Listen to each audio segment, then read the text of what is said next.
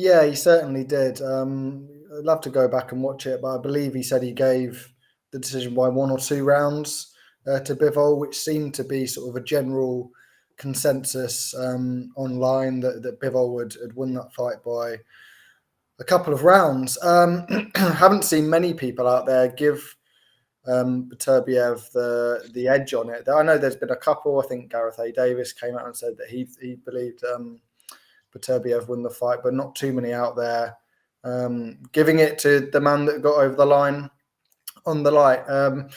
I've only watched it once, and I was watching it from a press room in Leicester, so it was a little bit difficult to sort of keep an eye on it as much as I would have liked.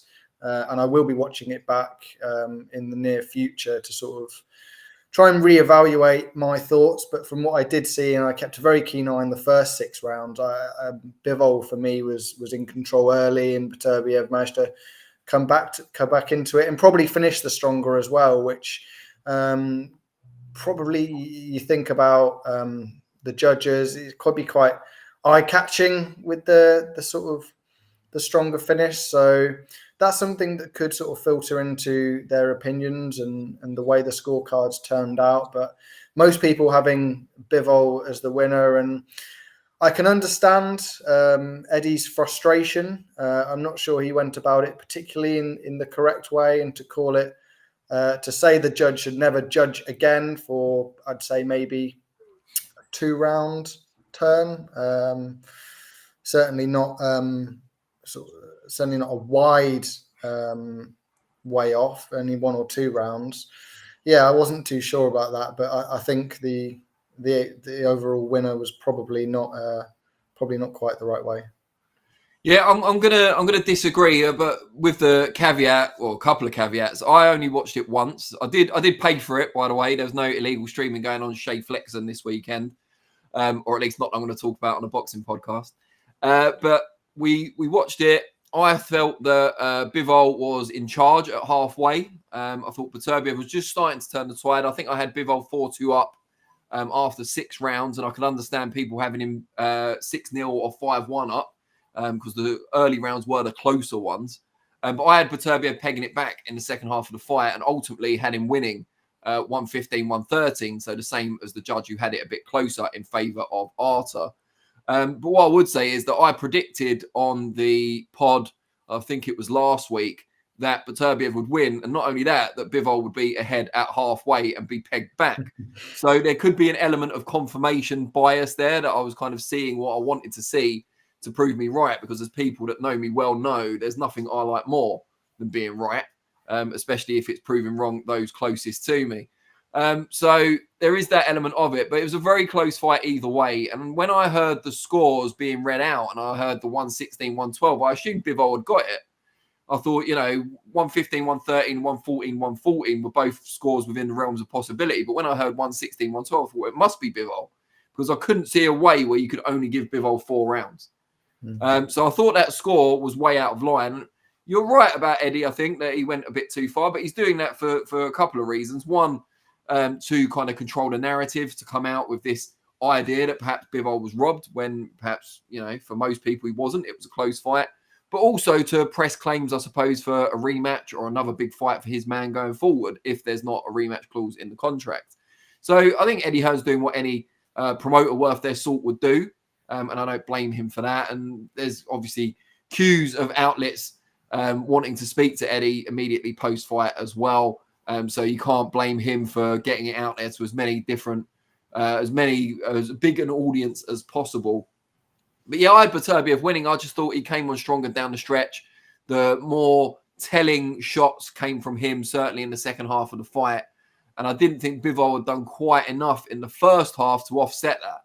But I fully respect people that have gone the other way. As long as you had it relatively close. In a 12-round fight, there was probably, maybe 6 rounds that you could say definitively went to one man or the other. And then the other 6 are kind of up for grabs. So it's hard to feel aggrieved at anyone. But I know a few people in the chat have said we used the word controversy, I think, in the headline or the description, maybe both. I mean, that's partly because we want to get people to watch the live. I'm not going to lie to you right now. But it's also the fact that there is controversy and that Eddie Hearn maybe used his platform to make it seem more egregious a decision than it actually was.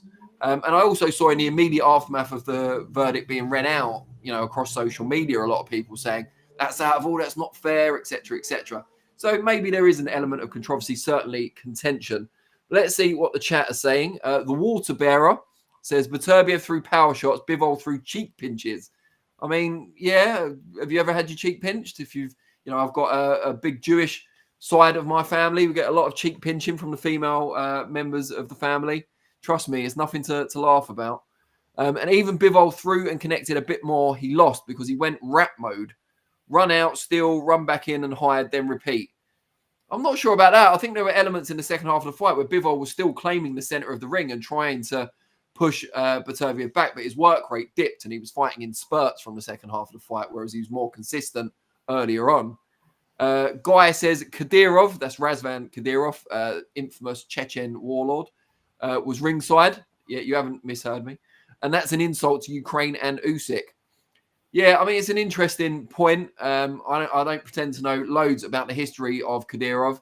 I do remember, was it Kadyrov who was ringside a lot in the old days for, who was it? The Russian heavyweight who was on the Box Nation cards all the time, those crazy bills that we used to see on there. I'm pretty sure he was front and center for a lot of it, unless that was another Chechen warlord. I could be wrong. Like I say, not my area of expertise necessarily. I know a few critics out there will say, well, neither's boxing, but that's an argument for another day. MB says Bivol won the fight. It's not a robbery, but surprised they gave it to Artur.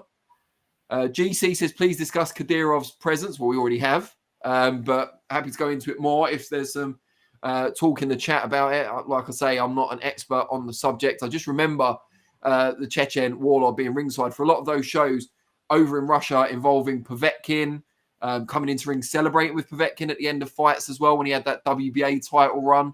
And who was it? It was Dennis.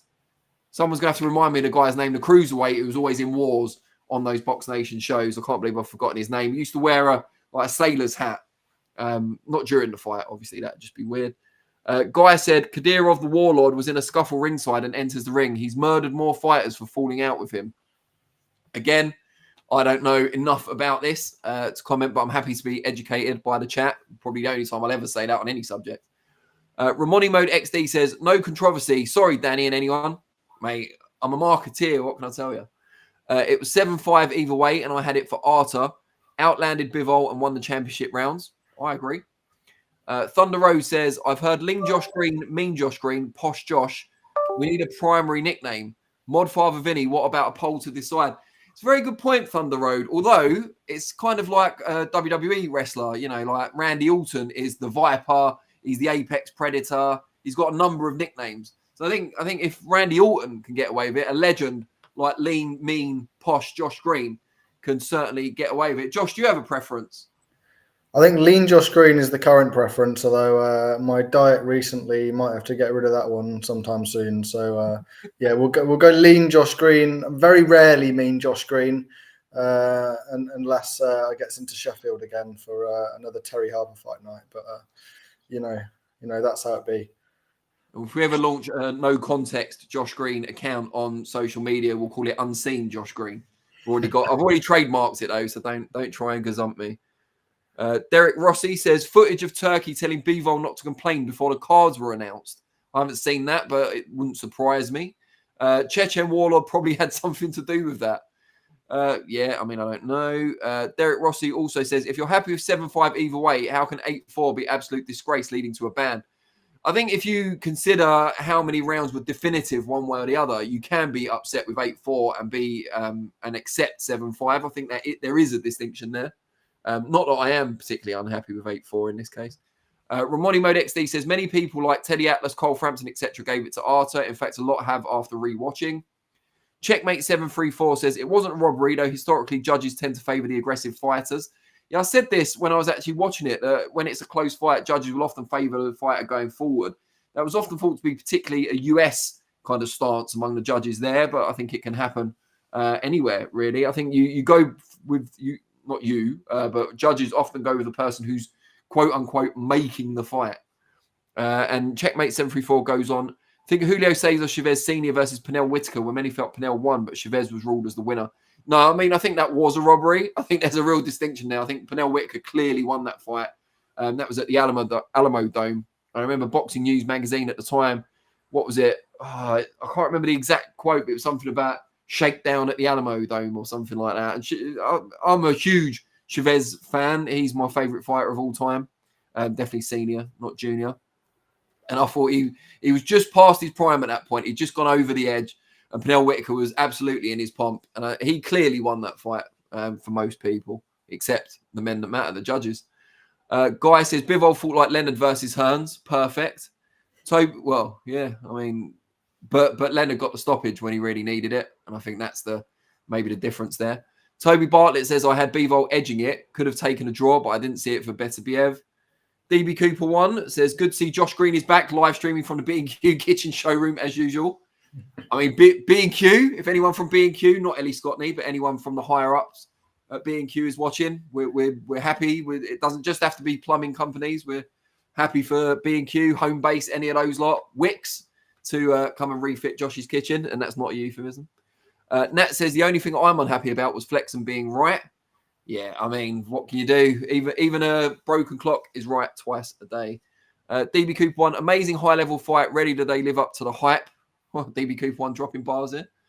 Personally had it a draw, but no issue with Beterbiev winning. Only casuals, clowns on social scream robbery. Derek Rossi back again. If fight happened a few years ago, when it probably should have, Artur would have got the stoppage, in my opinion. Toby Bartlett says, Nat, yeah, that does rub a bit of salt in the wound. Lol. Does no one like me being right except for me? Thunder Road says, chat, don't forget to hit the thumbs up. Fully endorse that. Unlike the comment from Thunder Road last week, which I definitely didn't endorse. And Thunder Road, be on your best behaviour or you will end up on the naughty step. Checkmate.